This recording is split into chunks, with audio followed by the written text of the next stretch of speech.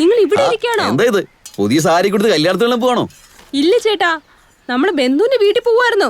അപ്പഴാ ഇവ വന്ന് ഇവിടെ ആളെടുത്തിട്ട് ഇങ്ങനെ കഴിക്കാതെ നായകൾക്ക് കൊടുക്കുന്ന വീട്ടിൽ ഈ മരമൊന്ത കണ്ടോണ്ടിരിക്കാൻ വയ്യാത്തോണ്ട ഈ കടയിൽ വന്ന് ഞാൻ ഈ ബണ്ണ് കഴിച്ചോണ്ടിരിക്കുന്നത്. അതിന് ബന്ധാ എന്തോ നിക്കടേ പറയുന്നേ?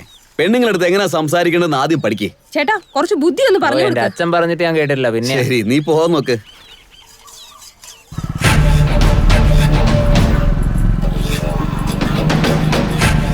ആ നിക്ക് ഒരു പഴയ ബാക്കിയുണ്ട്, അതൊക്കെ ഒന്ന് തീർത്തിട്ട് പോവാം.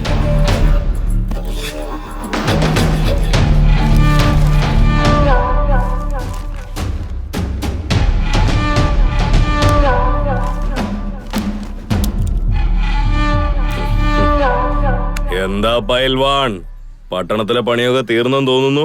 അതുകൊണ്ടാണോ ഇങ്ങോട്ട് വന്നേക്കുന്നേ? കളത്തിലിറങ്ങി കളിക്കുന്നവർക്ക് എന്നെ കഷ്ടപ്പാട് അറിയൂ, പുറത്തുനിന്ന് കളി കാണുന്നവർക്ക് അത് അറിയില്ല. അതുകൊണ്ടല്ലോടോ എന്നോട് എതിർക്കാൻ പറ്റാണ്ട് ഈ നാട് വിട്ടു ഓടിയത്. പിന്നെ എന്തിനാടാ ഇങ്ങോട്ട് കെട്ടിയെടുത്തത്? ഇപ്പോ തീ അണഞ്ഞതിന് ശേഷവും ചാരത്തിനുള്ളിൽ നിന്നൊരു കനൽ എരിഞ്ഞുകൊണ്ടേയിരിക്കും. ഒരു ചെറിയ കാറ്റ് വിഷയം മതി, കഥ അവസാനിക്കും. അതൊരു അഗ്നിപർവ്വതമായി മാറും.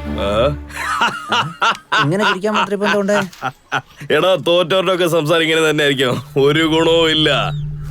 അവന്റെ ഒരു തീയോ അഗ്നിപർവ്വതവും തുപ്പി തീർക്കും ഞാൻ ഇതൊക്കെ. കോണ കൊടുത്ത് വന്നില്ലെങ്കിലും നാക്കിന് നീളം കുറവൊന്നുമില്ലല്ലോ. ഇങ്ങനത്തെ ഡോണൊന്നും നമ്മള് കാണാത്തതല്ലോ. മുള്ളു വല്ലതും കുത്തിയോ സാറേ? മുള്ളൊന്നും കുത്തിയിട്ടില്ല.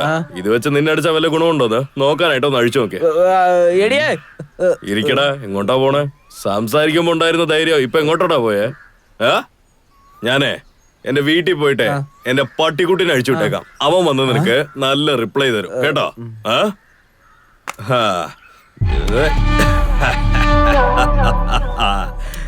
എടാ പറയാ, ഇവൻ എന്ത് പണിയാണോ ചെയ്യുന്നേ? അവന് കുട പിടിക്കാൻ വരെ ഒരാള് നമ്മുടെ സ്കൂളില്ലേ, അവിടെ SDMCയുടെ അധ്യക്ഷനായവൻ. ഇതുപോലുള്ളമാർക്ക് അധികാരം കൊടുത്താ സ്കൂളിലെ കഥ കഴിഞ്ഞു തന്നെ. ഈ വാദ്യാർമാർക്കേ പാത്രം കഴുകി ജീവിക്കേണ്ടി വരും. എനിക്ക് നല്ലൊരു സ്ട്രോങ് ചായ എടുക്കാം. ഓക്കേട്ടാ.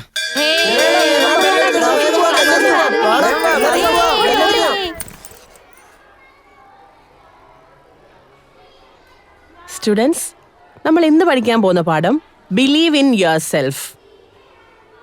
ഒരിടത്ത് ഒരു വലിയ പണക്കാരനുണ്ടായിരുന്നു. അയാളുടെ കയ്യിൽ ഒരുപാട് പൈസ ഉണ്ടായിരുന്നു. അയാളുടെ വീട്ടിലൊരു കാവൽക്കാരനുണ്ടായിരുന്നു. എന്നാൽ അയാൾക്ക് ശരിക്കും ശമ്പളം ഇയാൾ കൊടുക്കില്ല. ഒരു ദിവസം ഒരു കള്ളൻ ഈ സ്വത്തിനെ പറ്റിയൊക്കെ അറിഞ്ഞിട്ട് ഈ കാവൽക്കാരന്റെ അടുത്ത് വന്ന് ഒരു ഡീലിനെ പറ്റി സംസാരിച്ചു. അയാളുടെ സ്വത്തിന്റെ വിവരങ്ങളൊക്കെ കൃത്യമായി പറഞ്ഞു കൊടുക്കുകയാണെങ്കിൽ 2 ലക്ഷം രൂപ കൊടുക്കാമെന്ന് കള്ളൻ പറഞ്ഞു. ജീവിതത്തിൽ ശമ്പളം കണ്ടിട്ടേയില്ലാത്ത ആ കാവൽക്കാരൻ പിൻവാതിലിനൊരു പൂട്ടുണ്ട്, അത് മാത്രം തുറക്കുകയാണെങ്കിൽ ആ സ്വത്തിനെ കുറിച്ചുള്ള രേഖകളെല്ലാം കിട്ടുമെന്ന് പറഞ്ഞു.